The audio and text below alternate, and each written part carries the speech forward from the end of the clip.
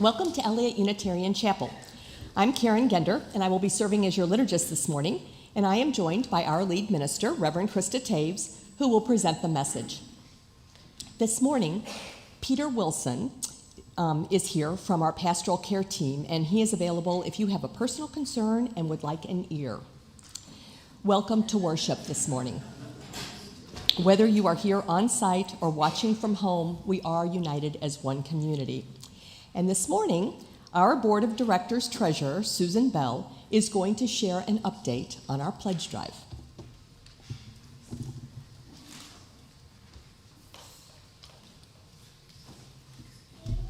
Good morning. But for this announcement, I need a really tall person because we have the last of our steeple to add.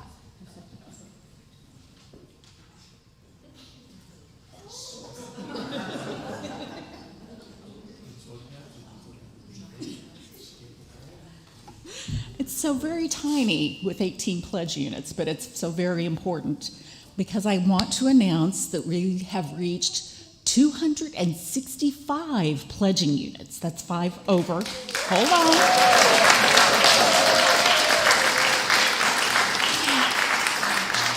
And that's a dollar amount of $655,000, which is over our goal of $650,000.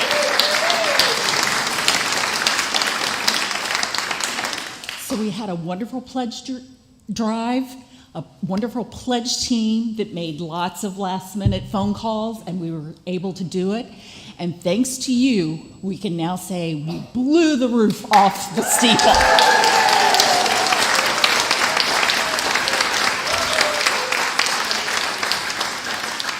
Thank you for all your support.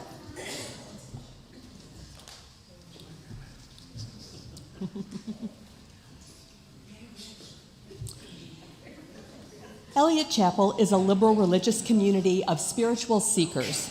We welcome you all in the fullness of your age, race, ethnicity, gender expression, sexual orientation, economic circumstances, and religious background.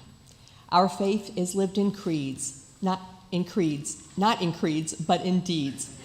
Not in the hereafter, but in the here and now. Some of our core values are justice, transformation, generosity, but above all, love. If you are visiting us for the first time, either on site or online, welcome. We're glad you're here, and we hope that you feel warmly welcomed. If you're here, you may have received a guest form on the way in. Please fill it out, both sides if you have children at home, so we can stay in touch. You are warmly invited to join us for coffee hour in Adams Hall after the service to your right out of the sanctuary.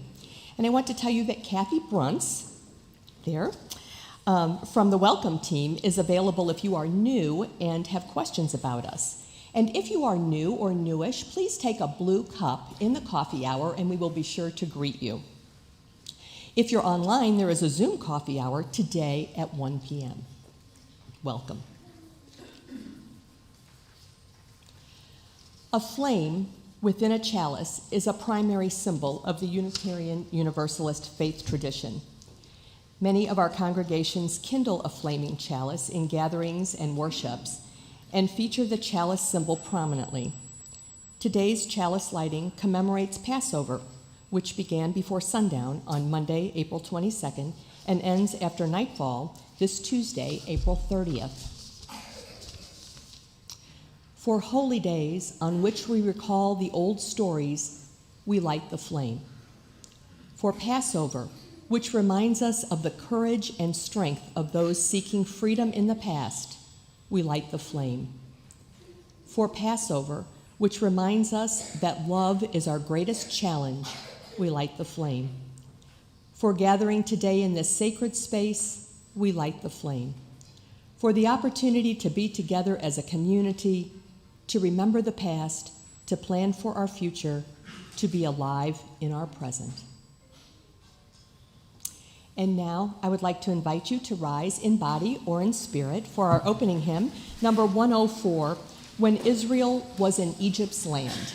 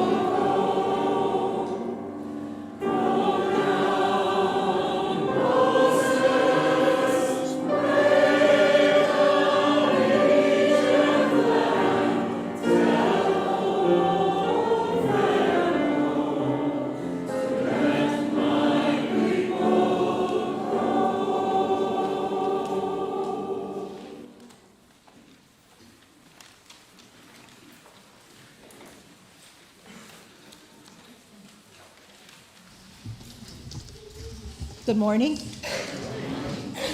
I'm Madeline Harris, and this morning I am representing the Wise Women's Covenant Group. And all these wise women are sitting right in the first two rows. And I will tell you who they are in a minute.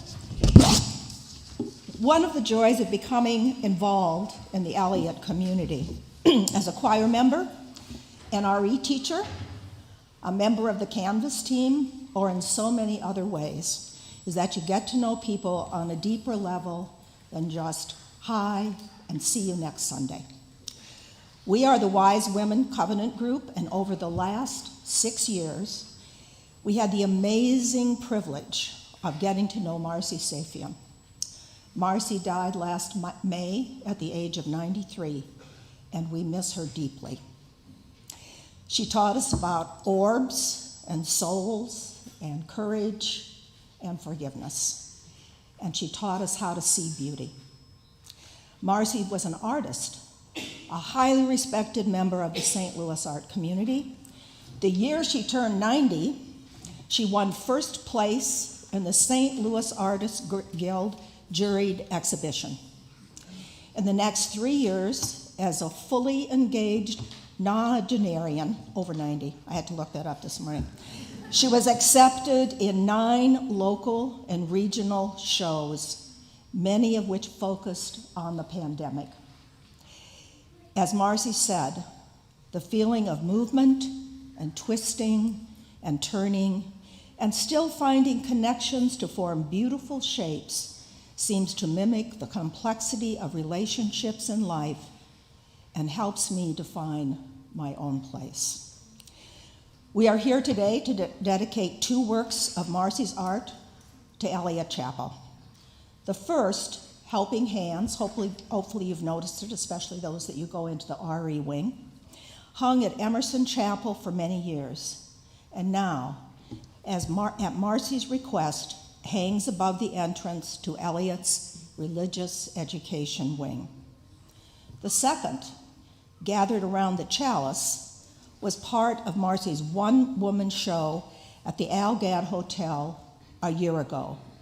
Our Covenant group went to see this show, and we were immediately struck by the chalice in this piece. This belongs at Eliot, we said, and it became a gift from our group to the Eliot community. It now hangs in the entrance to Adams Hall as you come in from the parking lot. Please notice it. We invite all of you to enjoy these beautiful works of art created by a very, very special member of Eliot community. I'd like to tell you that the member of the Wise Women are Trish Williams, Ann Ruger, Nancy Shepard, Joe Tiemann, Donna Springer, Marianne Mace, and Barbara Harris. Thank you.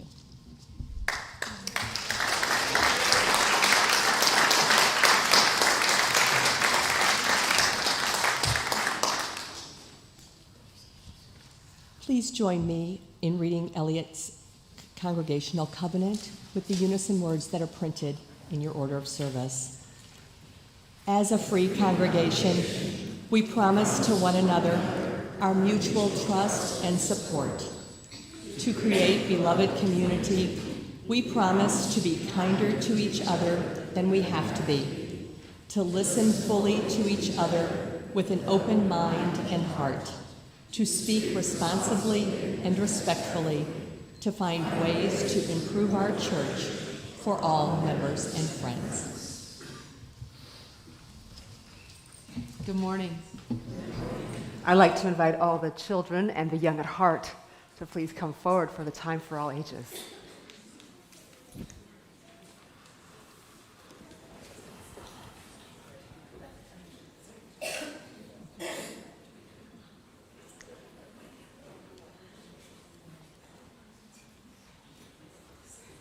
Hi.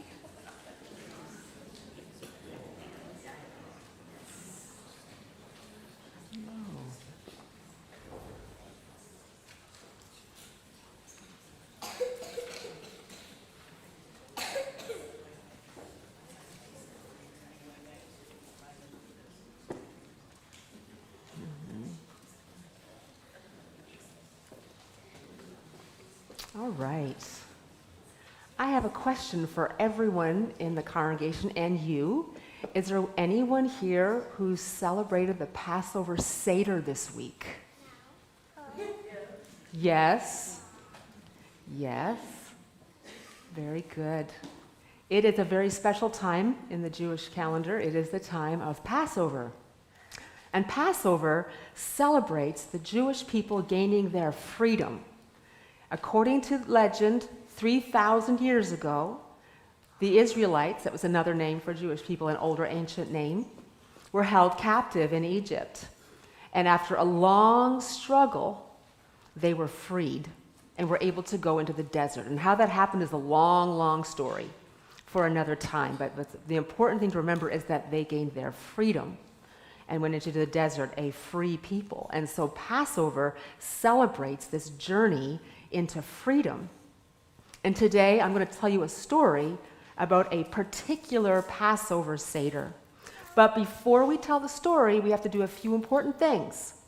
One is we have to put out a goblet for the prophet Elijah, who was a prophet that saved the Jewish people from corruption at an important time in their history. But we also have to open a door so that Elijah can come in if he shows up. So does someone want to go there and open that door? There you go. We just need to put a book or something so it doesn't close. We have to have an open door. Oh, there we go. It has a doorstop. Excellent. Thank you. All right. So this story is called Grandmother's Lesson. There once lived a brother and sister named Leah and Sam, and they were Jewish, and Passover was their favorite holiday. I have a baby sister named Leah. Very nice. They helped sweep the house clean of all breadcrumbs, set the table with special dishes, and put an extra chair and a cup for Elijah the prophet. And the Passover Seder would begin just after sunset. Now, one year, they came to a place near the end of the Seder where their father poured wine into Elijah the prophet's goblet and asked the children to go and open the door for him. And just like you did, they ran to the door. But they didn't see anyone except for the new children next door who moved in from Haiti. Leah said, "Where is Elijah? Every year we pour him wine and open the door, but he never comes." "I've seen him," grandmother said. "Elijah comes in many disguises. At your age, I was minding my brothers and sisters, and my mom was resting, and there was a knock at the door. I opened the door, and there stood a beggar," which is a word for a very, very poor person who probably doesn't have somewhere to live. He was dressed in rags, and his shoes were full of holes. Can you imagine walking with your shoes full of holes? "May I come in?" he asked. "I am hungry and cold." Now, my parents worked hard and still had barely enough, so I said, "We have nothing extra for you," and shut the door. And I saw the beggar walk to our neighbors who had less than we did, and I was sure she would turn him away, but she invited him in. The next day, my mother was cooking our Passover meal, and there came a cry from the kitchen. Our dog had grabbed the chicken and knocked over the apple raisin pudding. There was no money to buy another chicken or to make another dessert. Then we heard a knock on the door. It was our poor neighbor, and she said, "It seems that misfortune has come to you, so come to our home. I don't have much, but I was able to make more matzo balls than usual, and my soup kettle is full." My parents thanked her and promised to bring the foods that weren't ruined. My mother asked me, "Who knocked at our door yesterday?" I said, "It was a beggar. I told him we didn't have enough, and I sent him away." "Where did he go?" she asked. "To the neighbors." "That was the prophet Elijah," said my mother. "He comes to see if we are making the world better by being welcoming and generous." And then we had a wonderful Passover with our neighbors. There was plenty for all. And when it came to the part in the Seder where my father poured wine into the Elijah cup, I asked if I could go and open the door for Elijah. And my parents smiled. I didn't see Elijah again, but ever since then, I try to treat everyone as if they are Elijah. And I find that there is always enough. What was the last kind and welcoming thing you did for someone? I helped my teacher carry some books because she was tired, Sam answered. I invited the new girl at school to play with me and my friends at recess, said Leah. How did it feel? Asked Grandma. Warm and happy, they replied. That is how it feels to treat everyone like Elijah, Grandmother said. And that is the end of the story. Let's sing you off to your classes.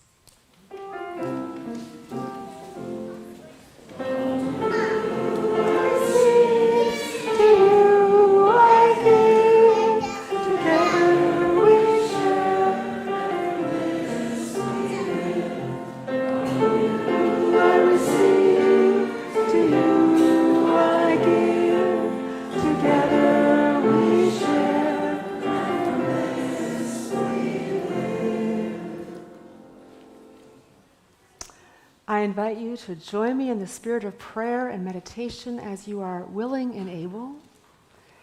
If you wish to join me, you may by anchoring yourselves as closely to the earth as you can, whether that's putting both feet on the floor or maybe you center in a different way. And please join me in 3 deep breaths to center ourselves.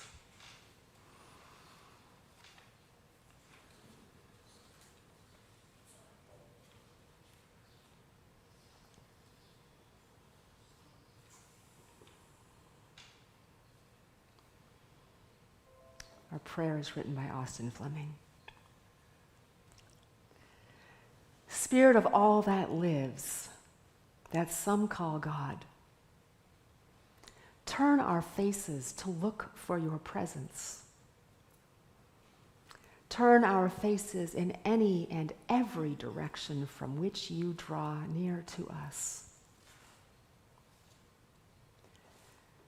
Teach us to look for you in places we would not expect to find you. Teach us to find you in places so well known to us that we now fail to see you there. Help us to see you in every guest we entertain. Let the beauty of a rose, of any bloom, reveal your presence to us. Let every bird who wings across the sky above remind us of the freedom that is ours. Let every star in the heavens be a light in the darkness of our lonely nights. Never let us forget that you are love, and that those who abide in love abide in you.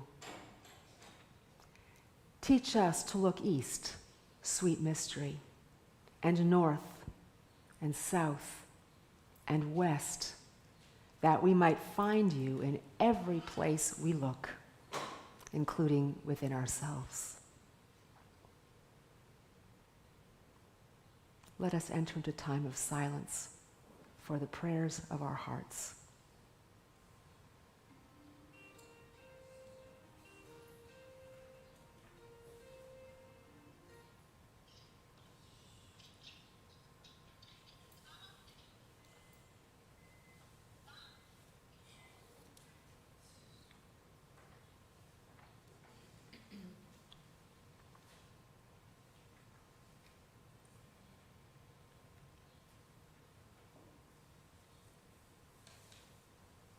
Let us speak the names of those we would hold in our care.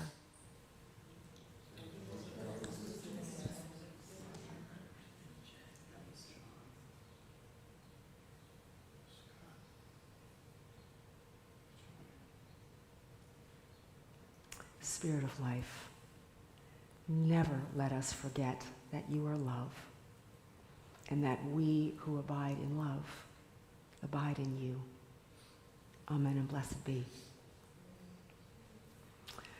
I would invite you to stay seated for our meditative hymn 395, Hava Nashira.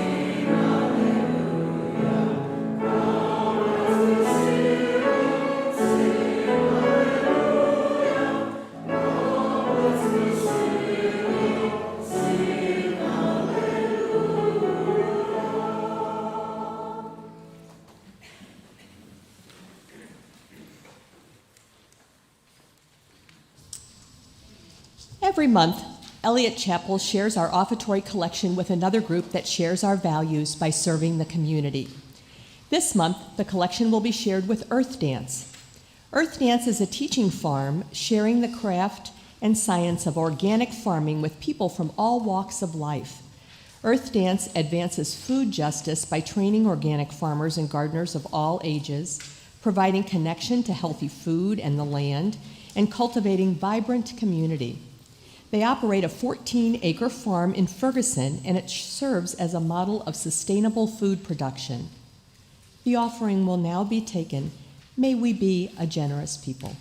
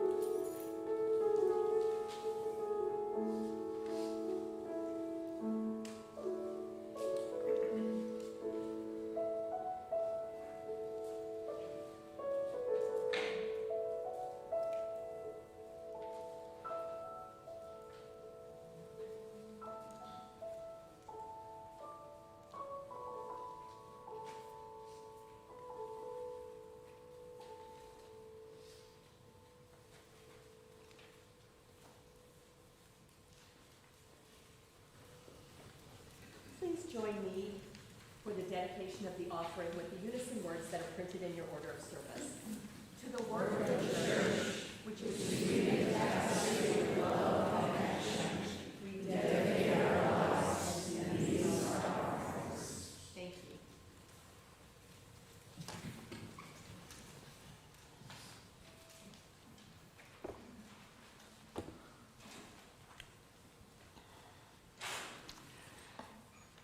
So this past Monday night, we celebrated a Passover Seder right here at Eliot Chapel.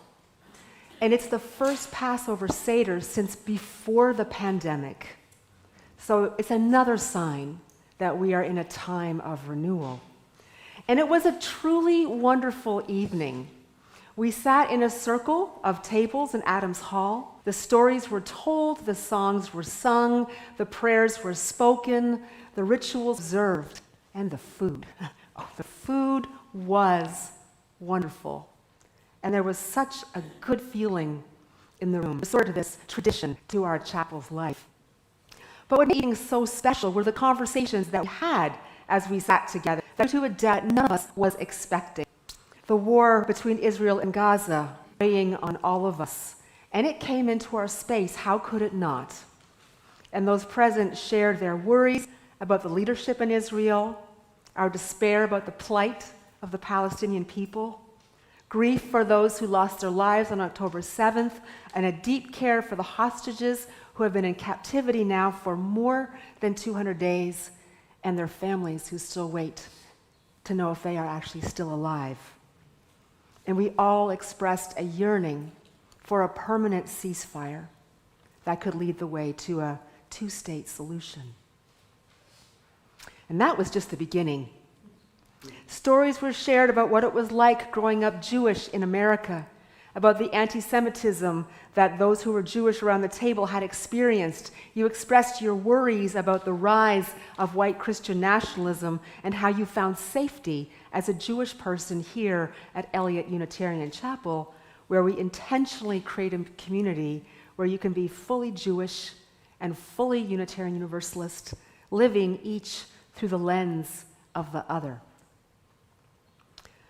But when it came time to fill a goblet of wine for Elijah and open the door, we realized that we hadn't set a place for him. And being Unitarian Universalist, this wasn't a crisis, because we see things symbolically, not literally. So we laughed at ourselves, and there was some fluttering to fix, the place setting was set and the goblet was set out. And now, as I reflect on that evening, it seems to me that Elijah did have a place. Elijah showed up in the stories and the food that was shared so generously, and in the laughter, and in the eyes of the people, those of us who sat around the table. He showed up in the expression of our hopes and fears for Israel and Palestine. He showed up in the abundance of love that lifted our spirits that night, as we celebrated a story of freedom that has been celebrated for thousands of years around millions of tables, where we gather together not only to remember a story from 3,000 years ago, but to recommit ourselves to freedom for all those who are oppressed. There are many places here at Eliot Chapel where metaphorically we are inviting Elijah to the table. And one of those places is Wellspring, which is an adult spiritual development program where small groups of people commit to meeting twice a month with the aspiration to grow spiritually within themselves and within community. And these spaces have become, for many, a sacred place to claim freedom for themselves, and freedom for the larger community, and freedom for all those who are oppressed, and the places within ourselves that are oppressed. And today we're going to be blessed with some of their stories of the freedom they sought, and the barriers they faced, and how they persevered and found their way. First, Kathy Brunts is going to share more specifically about the Wellspring program itself. And then Kate Magrath and Tim Gardner are going to share their stories of claiming freedom. So in the spirit of Elijah, let us set a table to welcome their stories and the wisdom within them.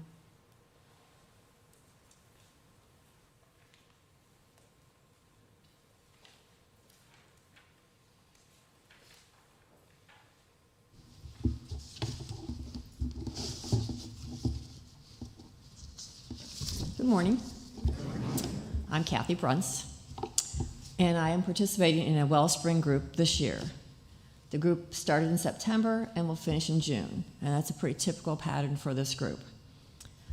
When I heard about Wellspring last year, I wanted to join it in the middle of the session, and that wasn't allowed.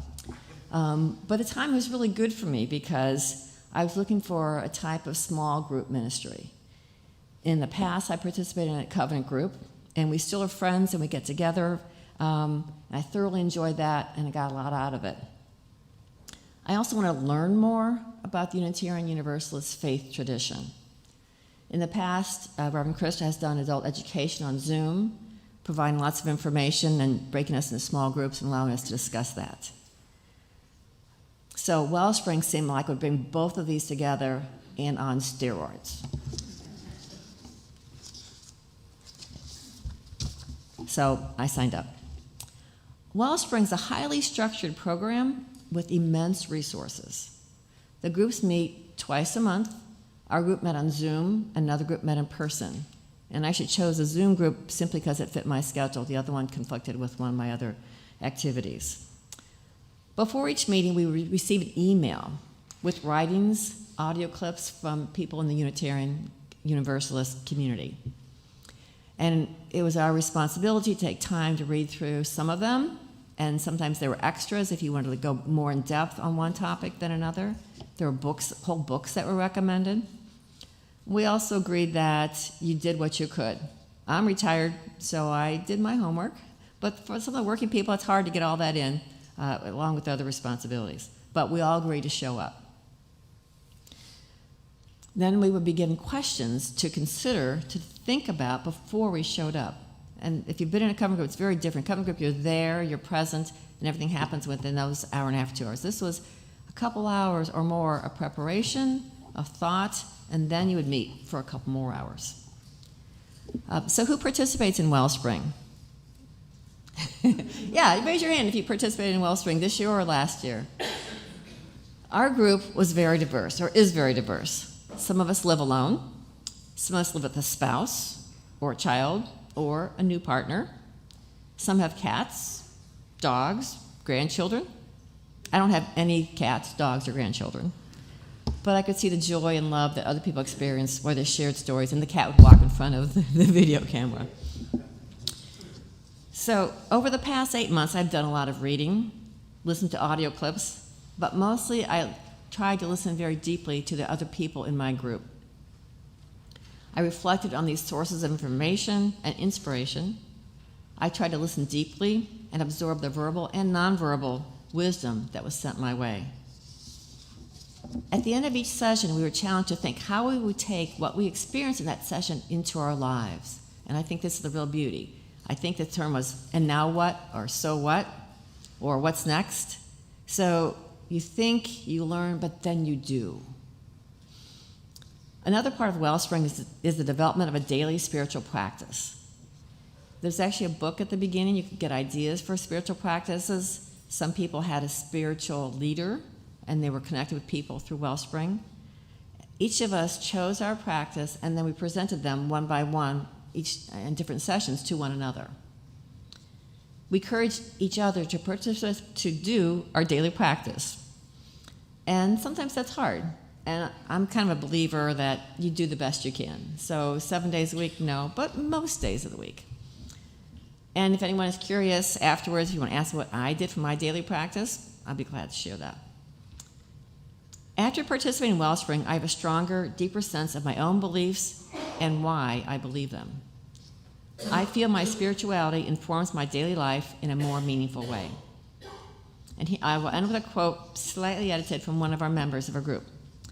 I highly recommend Wellspring for any of these blessings. Thank you.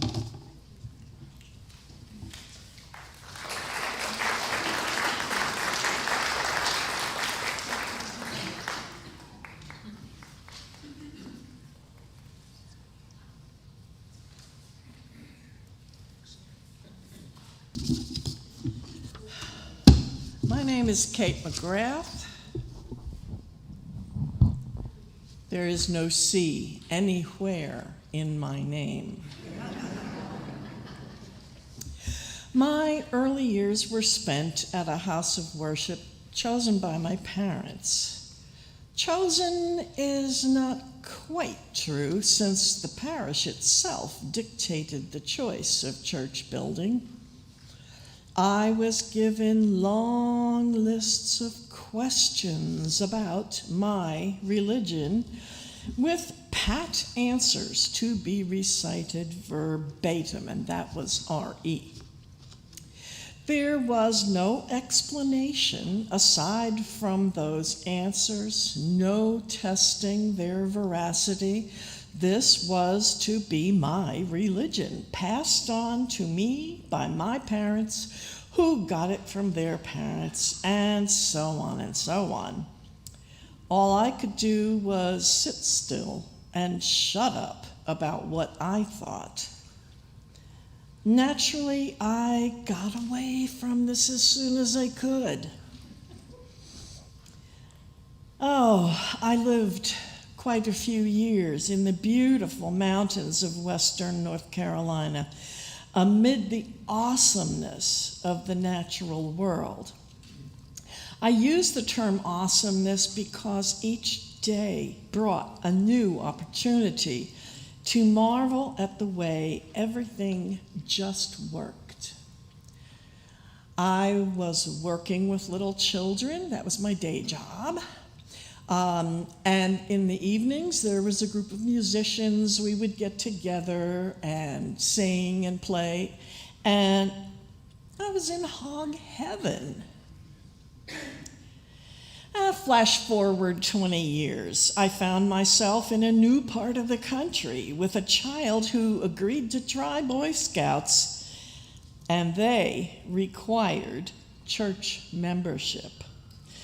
I called a friend back east and I asked her how I could find a church that didn't have a laundry list of beliefs I would have to pretend to share. My friend recommended that I look for a Unitarian church because they don't have that many rules. When I walked through those doors right back there for the very first time, I had no idea what to expect. So I watched and waited. And then the minister, John Robinson, stood right here and said in his sermon that my thoughts on the nature of God were not what was important here. I knew right away that this was where I belonged. I had been struggling to figure out what I did believe, separate from a truth I had been made to parrot back from what was true for me. It took a long time to straighten it out, and some things I'm still working out. And because this UU religion values pluralism and evolution and provides classes, materials, covenant groups, and now Wellspring, I may yet work it out. But the bonds of mental slavery were gone for good.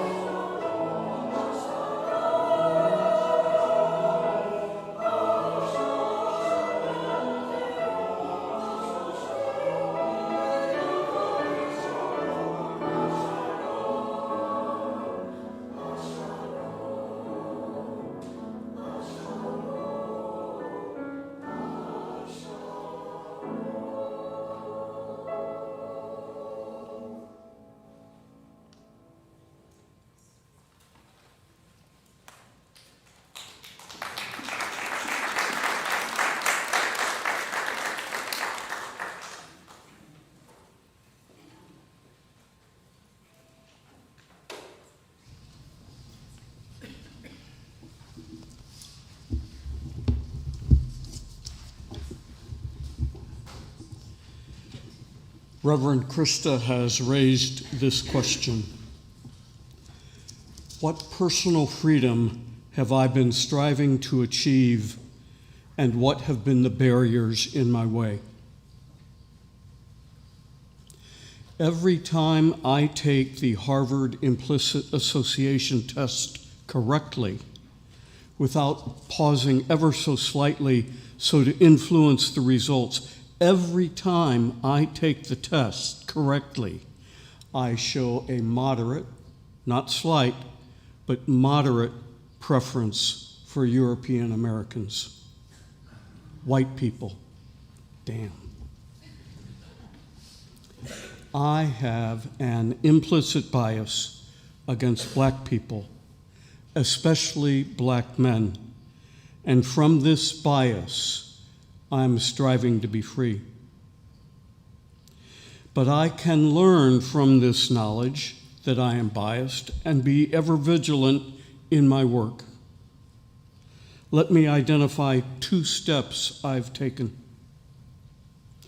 Years ago, Claire Winnikin and Peter Wilson offered a course here at Eliot we labeled White People for Racial Justice. One of the many tasks Claire and Peter gave me was to make regular eye contact with black people. Say good morning to folks who might otherwise have avoided eye contact with me, especially black men whom I would otherwise avoid. Step 1. And since the rebirth of the civil rights movement in Ferguson, Missouri, following the killing of Michael Brown in 2014, I have chosen to be an ally to black people, especially in protest activities, to overcome my bias, my fear of black people. This has been step 2. Jason Stockley was once a police officer in the city of St. Louis. He was indicted for the first-degree murder of Anthony Lamar Smith, an unarmed black man. The circuit attorney at the time of the indictment was a conservative white woman who believed Stockley had planted a handgun in Smith's car and had shown sufficient animus towards Smith when caught on tape saying, quote, "Gonna kill this motherfucker." Stockley's attorneys waived a jury trial, so the trial and presentation of the evidence was heard by a judge alone. Anticipating the result of the release of Jason Stockley verdict the morning of Friday, September 15, 2017, hundreds of people, black and white, young and old, blue collar and white, were downtown, as were hundreds upon hundreds of St. Louis Metropolitan Police, St. Louis County Police, various municipal police, the National Guard, and the Highway Patrol. As an old retired attorney, I have served as a legal observer at protests to document violations of people's civil rights. We wear highly visible neon green hats that say Legal Observer. This program, organized by the ACLU, is known to police. We never intend to violate the law or disobey a police officer. We do not join in protest. We observe. That Friday morning, the judge found Jason Stockley not guilty.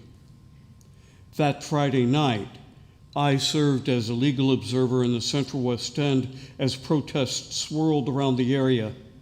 At one point, I observed lines of police in full riot gear walking toward fleeing citizens.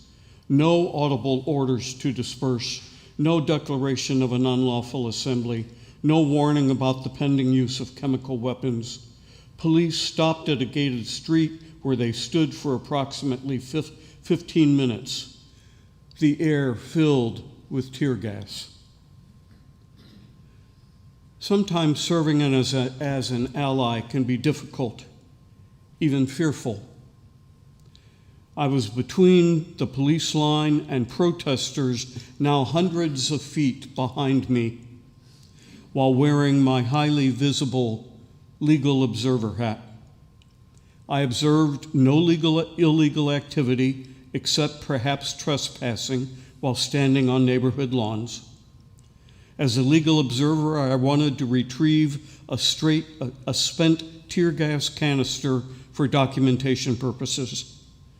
A police officer in riot gear shot another tear gas canister within several feet of my head. I felt its heat as it missed me by inches, then smacked into a tree directly behind me. There was no purpose for the firing of this canister other than to intimidate me, perhaps even intending to hit me. I retreated, leaving this angry gas-spewing canister behind. Now overcome by tear gas, I was also struck by a projectile containing pepper spray, a pepper ball, as I fled what seemed to me to be a police assault. Suddenly, a street medic, the Reverend David Girth, UCC minister, former executive director of MCU, and one who has stood in this very pulpit, pulled me to safety. He sprayed milk of magnesia directly into my eyes to save my eyes from damage. David also had bottles of apple cider vinegar, which were remedial against pepper balls should the one that hit me have exploded. In the face of such anger, so tangible from protesters and police alike, it can be difficult to keep our communal UU values of love and justice centered as I journey toward freedom from bias from Black people. My experience in Wellspring has only strengthened my resolve going forward to strive to live with you in the holy.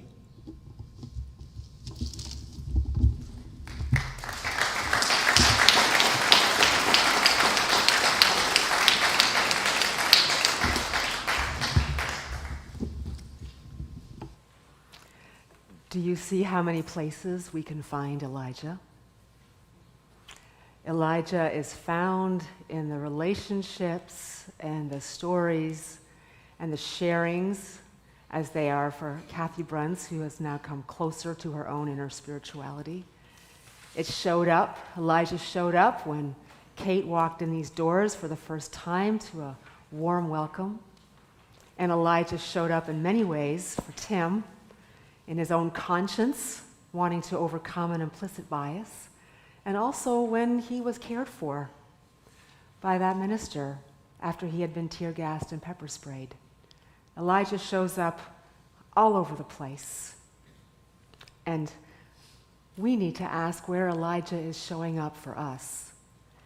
You as individuals, and where is Elijah showing up here in this community? I want to tell you a little bit about how Elijah actually has shown up in this community with some real concrete examples of what's been going on. So last month, someone knocked on our door and asked to come in through an email, but it was a knock nonetheless. It was the Interfaith Committee on Latin America, a group that we have a long-standing relationship with, and they were forwarded to us by Miriam Collegeman, who is the chair of the Immigration Justice Team. And they had been evicted from their home in another congregation because of their commitment to LGBTQI plus equality and their commitment to reproductive freedom. They were given 30 days to get out of there. Now their mission is to support those crossing our southern border, seeking refuge in the United States. And we share that conviction that our doors should be open to those fleeing political persecution, war, and oppression. Elijah is always knocking at our southern border. And we're now proud to be IFCLA's new landlord. They moved in last weekend. Around the same time, a second knock came to our door, and this was a literal knock came to our door. The immigration justice team was holding an event, and a Honduran family who had just arrived showed up, desperate for help. And the team made the decision to do just that. And the family now has a furnished home. They're connected to local resources. Their kids are set up with school. They're set up with health care, and they have a chance to simply breathe after a grueling and horrific journey to get here. Now, if you are part of this helping this family, would you stand so that we can thank you? I'm sure they'll all be at the second service. Because there are quite a few folks who help. And really, this is how we make space for Elijah. This is how we set a place. This is how we fill the goblet. And this is how we open the door. Right? We should always have a place set at the table, because the table doesn't actually belong to us. It belongs to a love beyond our imagining that holds all of us as one, interdependent on each other. And no matter who we are, how much money we have, how educated we are, no matter who we are, no matter the barriers we have faced to claim our freedom, we are all called to embody that love. And that means keeping our hearts, our minds, and our spirits open. And it's not always easy. In fact, it's often not easy. Just like Tim realizing test after test that racial bias still lives in him. Just like Pharaoh, who kept changing his mind about letting the Israelites go. There are always going to be barriers. But our values call us to choose love. And whatever the barriers are, to find a way to diminish their power. So this week, I want you to look around your life and reflect on where you find Elijah and where Elijah is knocking at your door. And I invite you to think about how you can choose love, set the table, and open the door. And Elijah, if you're knocking, we have great coffee at Eliot. You should come on in and take a blue cup so that we know you're visiting, and we'll be sure to welcome you. May it be so. Amen and blessed be. I invite you to rise in body or spirit for our closing hymn, 220, Bring Out the Festal Bread. Freedom.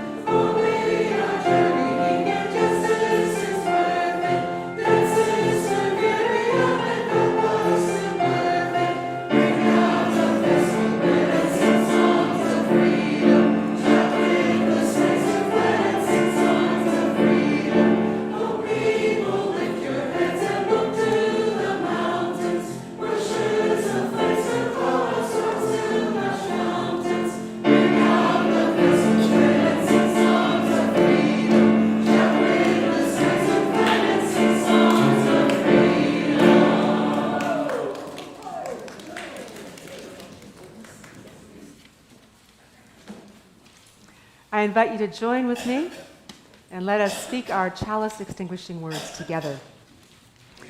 We shall extinguish this chalice, but not the light of truth, the warmth of community, or the fire of commitment.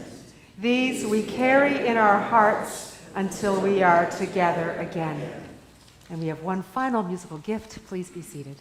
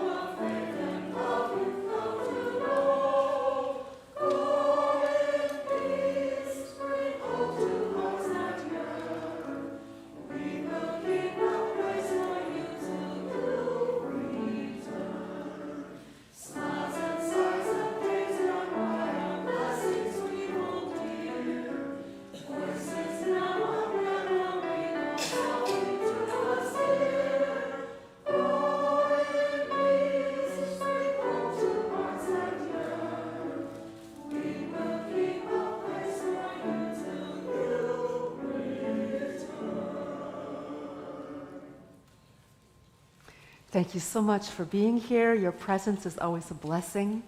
Love to you all. See you next week.